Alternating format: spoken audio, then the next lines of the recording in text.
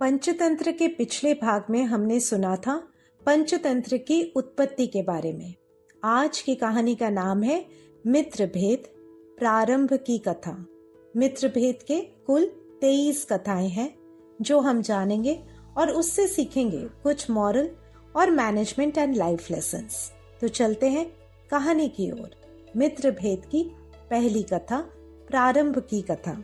महिला रौप्य नगर में वर्धमान नाम का एक वणिक पुत्र यानी बिजनेसमैन का बेटा रहता था। उसने व्यापार से पर्याप्त धन कमाया तो था, पर उसे संतोष न था।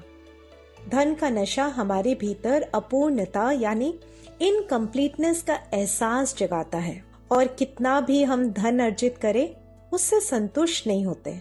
व्यापार की वृद्धि के उद्देश्य से वर्धमान ने मथुरा जाने वाले मार्ग के लिए 2 सुंदर बैल लगवाकर एक रथ तैयार करवाया। एक बैल का नाम था संजीवक, दूसरे का नाम नंदक। हम जीवन में योजना तो बनाते हैं, परंतु मार्ग में कई ऐसी परिस्थितियां उत्पन्न होती है जिससे हम उस योजना के अनुसार नहीं चल पाते। यदि हम बनाए हुए योजना यानी प्लानिंग में अचानक उत्पन्न हुए परिस्थिति के अनुसार परिवर्तन करने के लिए मानसिक रूप से तैयार नहीं होते, तो हमें लक्ष्य को त्याग करने के अलावा कोई और विकल्प नहीं बचता।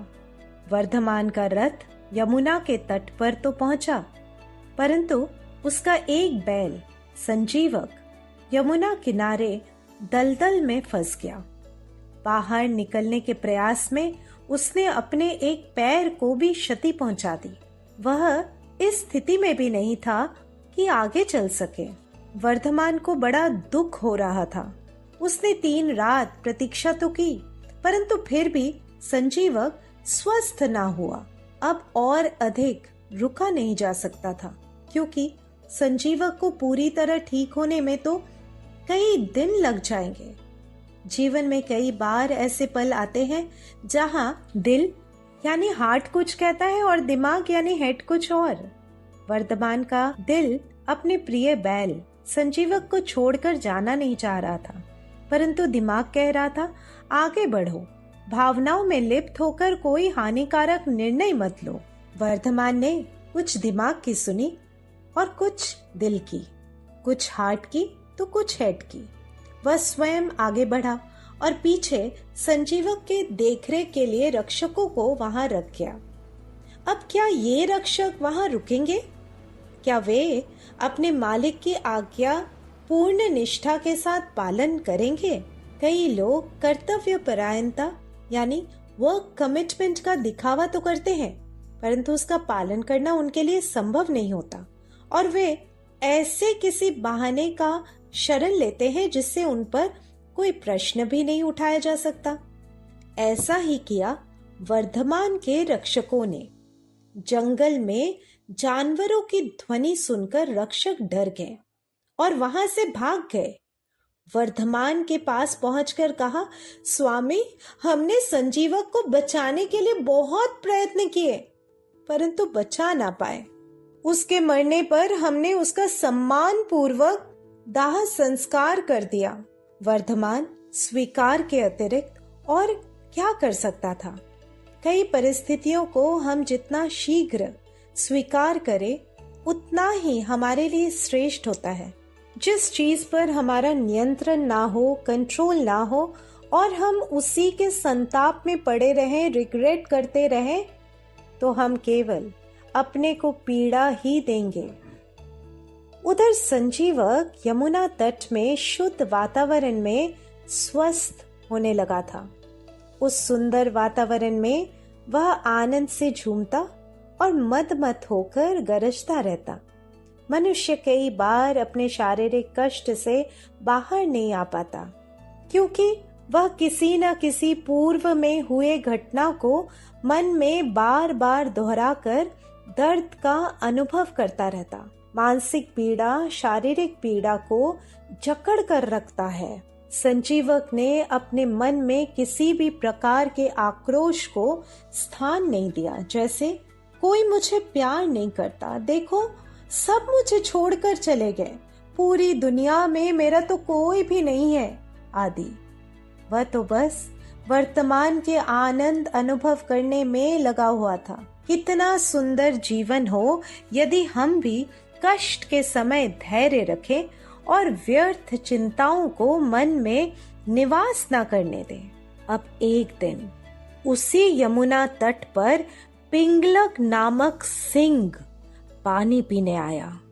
उसने संजीवक बैल की हुंकार सुनी। आज तक उसने अपने अतिरिक्त इस जंगल में कभी ऐसी हुंकार नहीं सुनी थी। वह भयभीत हुआ और बिना पानी पिए ही वापस चला गया। उस सिंह के साथ कर्टक और दमनक नामक 2 गीदड़ भी थे। उन्हें अपने स्वामी अर्थात सिंह को भयभीत देखकर आश्चर्य हुआ। ऐसा कैसे? जो सिंह हम सबका राजा है, वह इतना डरा और सहमा हुआ? दमनक ने पूछा कर्टक से। किसी का साहस हमें तब ज्ञात होता है जब कोई विपरीत परिस्थिति उत्पन्न हो। अनुकूल परिस्थिति यानी फेवरेबल सर्कमस्टेंस में कोई भी साहस का प्रदर्शन कर सकता है। कर्टक ने उत्तर दिया, हमें क्या करना? हमें सिंह के डर से क्या मतलब? दूसरों के काम में हस्तक्षेप करने से अनर्थ ही होता है, जैसा कि उस बंदर के साथ हुआ। दमनक को कौतूहल हुई।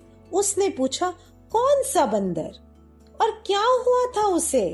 कर्टक ने इस संदर्भ में आगे की कहानी सुनाई, जिसका नाम है बंदर और लकड़ी का खूंटा। आगे मैं आपको ये कहानी अवश्य सुनाऊंगी, परंतु पहले जानते हैं इस कहानी का मॉरल और life and management lessons. Moral इस कहानी का यानी मित्र भेद प्रारंभ की कथा का है, कठिन परिस्थिति में अपने धैर्य को ना खोए। Don't give up your patience during crisis. Life and management lessons.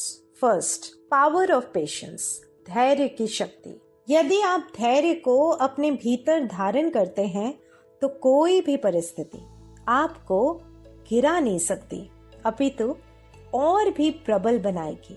जब संजीवक दलदल में फंस गया तो वह हार न मानकर पूरी शक्ति से स्वयं को दलदल से बाहर निकालने लगा। ऐसे ही हम भी कठिन परिस्थिति के दलदल में फंस सकते हैं।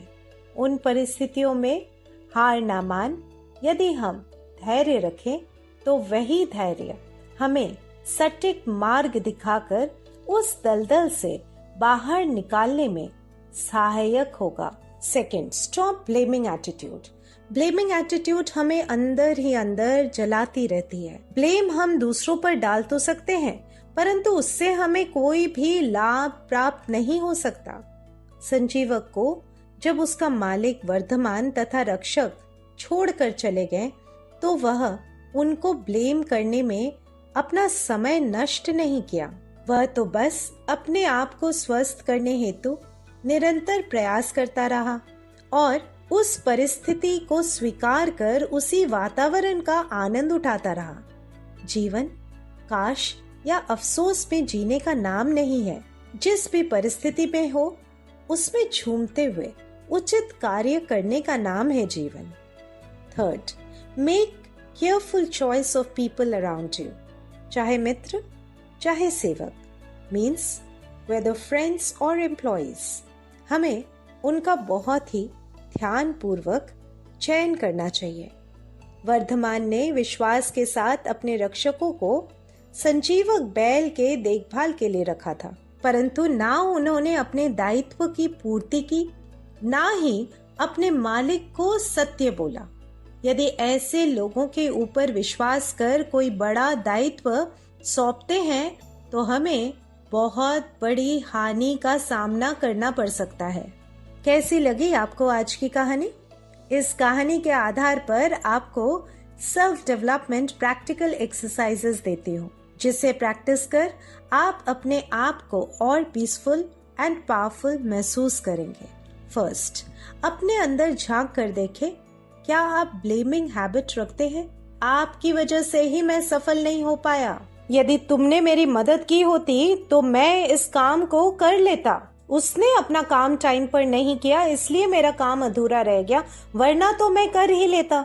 अगर आपका लैंग्वेज पैटर्न कुछ इस प्रकार का है तो सतर्क हो जाइए। आप ब्लेमिंग हैबिट को बढ़ावा दे रहे हैं। आज से ही इस ब्लेमिंग हैबिट को मॉनिटर और कंट्रोल करना शुरू करें। सेकंड एक्सरसाइज है, क्या आपको परिस्थितियों को एक्सेप्ट करने में कठिनाई होती है? तो आज से एक्सेप्टेंस के मंत्र को फॉलो करें। कोई भी परिस्थिति में ऐसा क्यों हुआ, इसकी जगह पर ये कहिए, मैं इस परिस्थिति को स्वीकार कर इसके अनुसार अपना रिस्पॉन्स डिजाइन करूंगा या करूंगी। सिचुएशन हो सकता है आपके कंट्रोल में ना हो, परंतु आपका रिस्पॉन्स आपके कंट्रोल में अवश्य रहता है। तो आगे मिलते हैं बंदर और लकड़ी का खूंटा कहानी के सफर में।